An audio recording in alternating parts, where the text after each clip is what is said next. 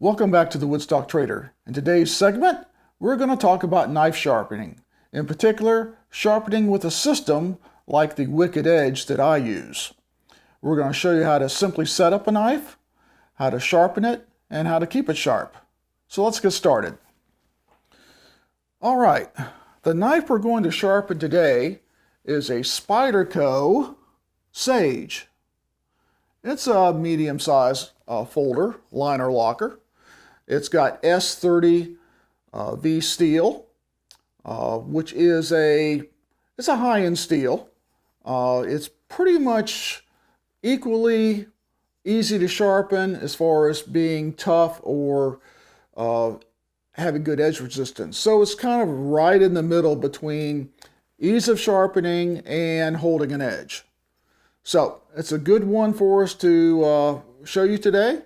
And although it doesn't have a bad edge on it right now, we're going to start or assume you've had it for a few weeks or a few months and you're sharpening it for the first time.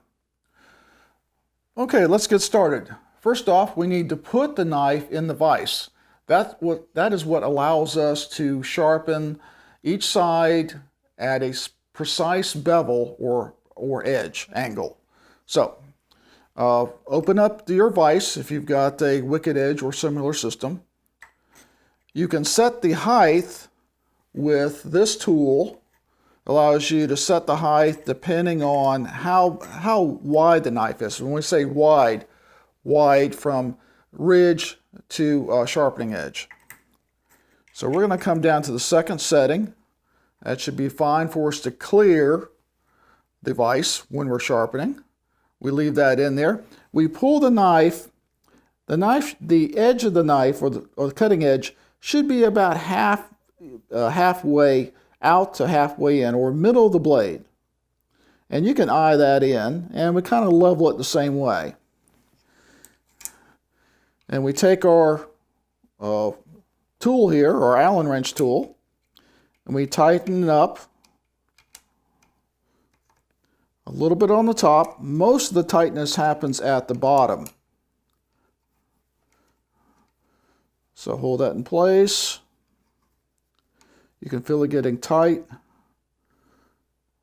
And for the most part, I haven't found that I over tight or ever damaged the steel, giving it good and tight, because you don't want it to move around. So that's good. So put those back in place. Take out the spacer. All right, the first thing we want to do is we're trying to, in this case, duplicate the edge that the factory put on. And so how do you do that? Well, this is a gauged system that allows you to set angles on each side. Now, we want the same angle on each side, so if it was a 15-degree angle, it would be 30 degrees inclusive, meaning 15 on this side and 15 on this side. Right now, it's set at 15. But that doesn't mean that's exactly what the angle of the knife is. So we're going to check that.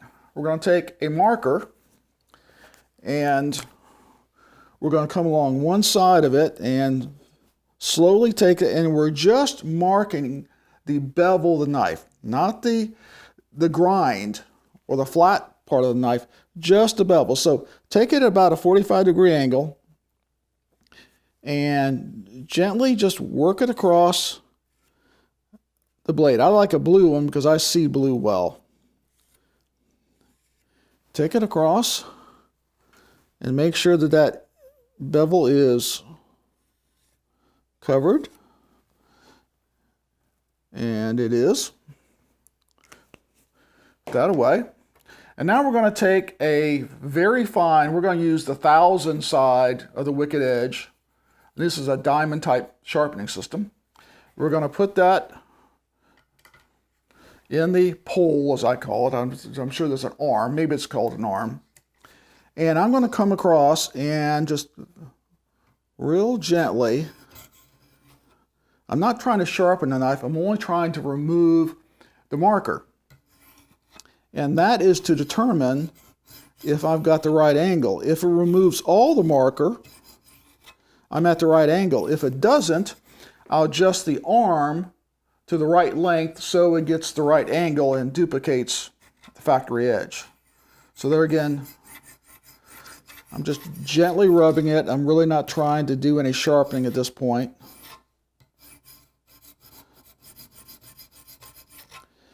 And you may need a flashlight or tool to examine it. And I see it is taking off the bottom of the marker, but not the top. It's taken out about midway. So even though this says 15 degrees on the wicked edge, this edge on this knife is not at 15 degrees. So we're going to move it out 1 degree at a time. Move it out to 16, tighten it back, and turn to the 1000 and rub it lightly.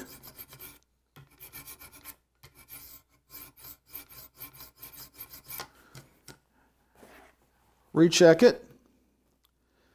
And this is better, but I still see about half the marker on the bevel. Right now at 20 degrees, because that's what I remember me sharpening this at the last time that I sharpened it. So there again, using the 1000 grit, we're just not really going to do anything to the actual edge of the knife. We're just trying to get off the marker. So now that we know that that bevel works for that side, I'm going to make it, have made it the same for this side. We're going to take off the 800 and 100.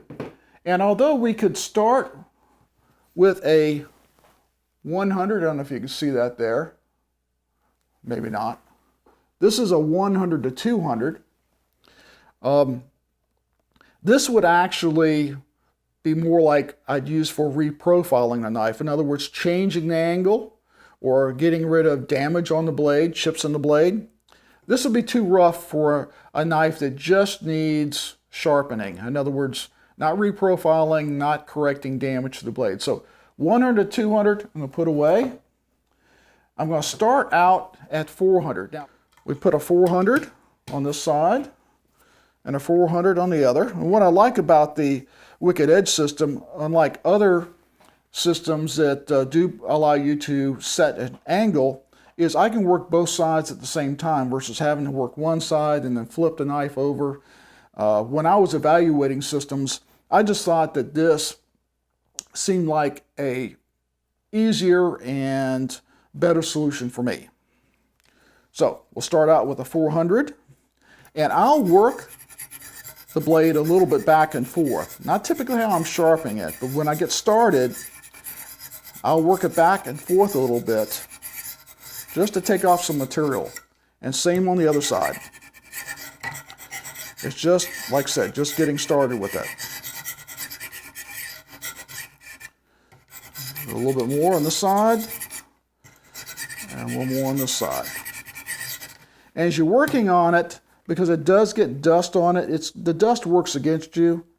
I wipe off the dust periodically. So now I'm really getting started with actual sharpening. So you work down and away.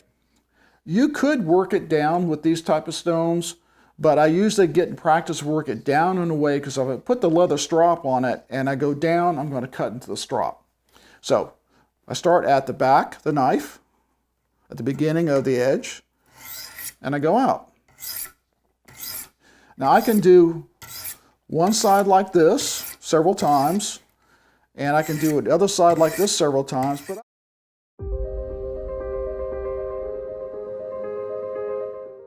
so this, I simply turn it around, flip it, 600, 600.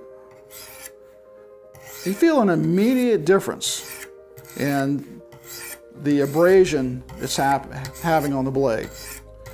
So there again, I would go 20 times per side. I'll wipe this off, again, be very careful, wipe along the edge. I'll take the flashlight, and I can see that it's a dull shine, not a dull edge. And I see the markers pretty much all have been taken off at this point. And I'm just looking for any nicks or other things that would tell me I need to work it more with this particular grit, which is I'm now at the 600. Now, like I told you before, if I had damage to the blade or it had really gotten dull, then I would start out and probably start out with the 100 and just first learn what the edge was and then just reprofile the whole edge. I'm going to take off the 400 600s and we're going to go to our final diamonds, the 800 1000s. I understand you can buy higher, so you could go up. I believe they make a 2000 series, which would probably be pretty awesome. So we're going to put the 800 on there. And like I said, if you don't feel like you're getting, if you don't feel like you're getting the progress, do more than 20 times per side. Stay on it a while before you go up to the next level. So, and this is an abbreviated version for our show today.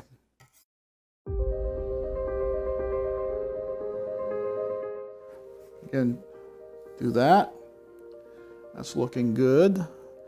And I checked the height of the bevel too to make sure, because we are doing this, at an angle, to make sure the bevel height is about the same at the end as it is beginning. Sometimes it takes a little practice to get that just right. You'll find that sometimes the bevel is shorter in here, but then it's perfect through here and perfect through the end.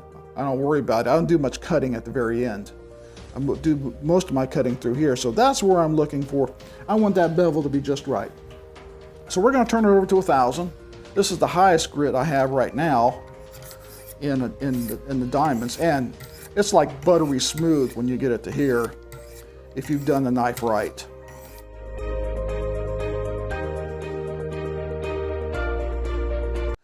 Okay, just very carefully wipe the edge off, inspect it. Boy, I got to clean this. And usually that's the last thing you want to do is actually clean the knife, because you're going to get it dirty with this dust. And it's mostly the dust from the metal of the blade. And I could see where I could a little bit more. I'm going to work it just a little bit because it's so fine right here on the edge. I see that needs a little bit of improvement. So I would probably take a little bit more time, probably in the 600 to 800 before I got to 1000. And then after that, you get it to the cutting where you want it to be. And I try not to take it out, because if I take it out, if I'm not really, don't put it right back where it is and I start again, I could mess up my edge. So leave it in there till you get to the sharpness you think you want it. And then if you're only polishing the edge, like with, this is a leather strop here, and you can see the diamond paste still embedded in it.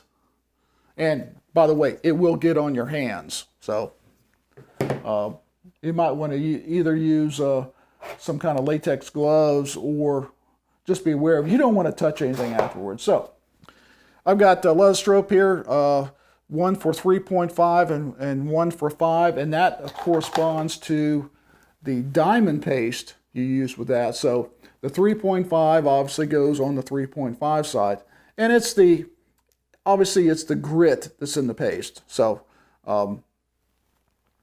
we're going to just use the 5 right now, and there's plenty of paste on there.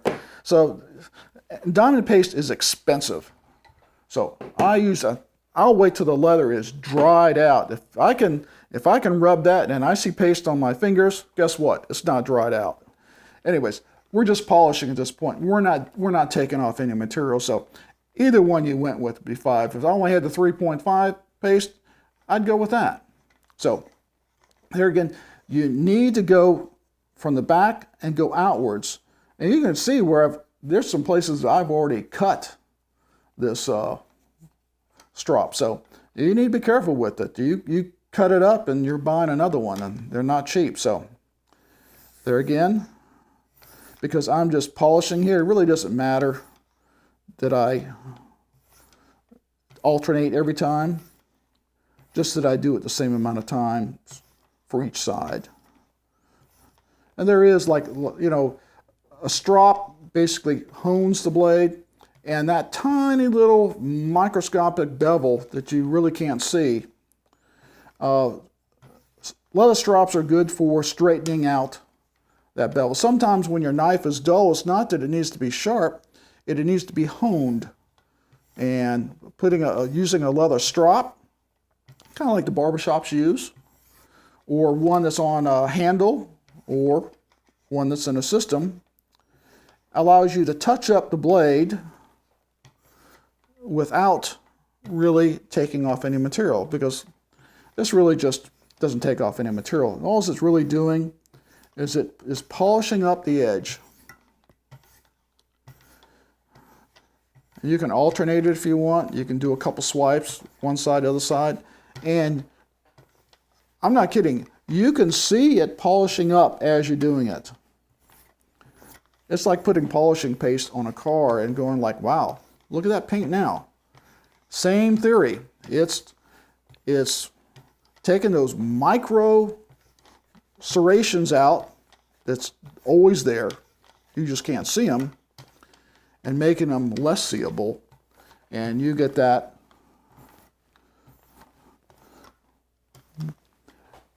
It's probably the consistency of chrome right now, so not quite mirror. Mirror means I put it up next to like text on a newspaper, and you can read the letters perfectly clear. That's mirror polishing of a bevel. And the taller the bevel, the cooler it looks. On a final note, let's talk a little bit more about angle.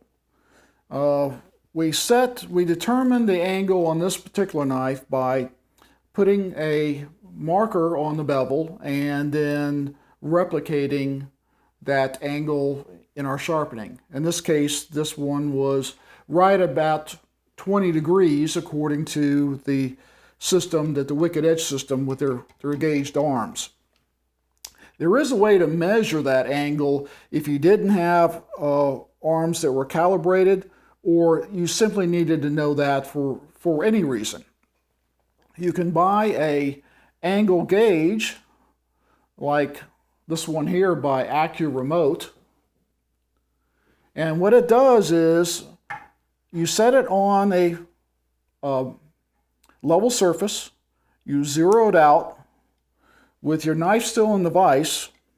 You set your arm up to the angle you've been sharpening up, and you just hold it up there. And this is magnetic, and you put it to it, and you can read the angle.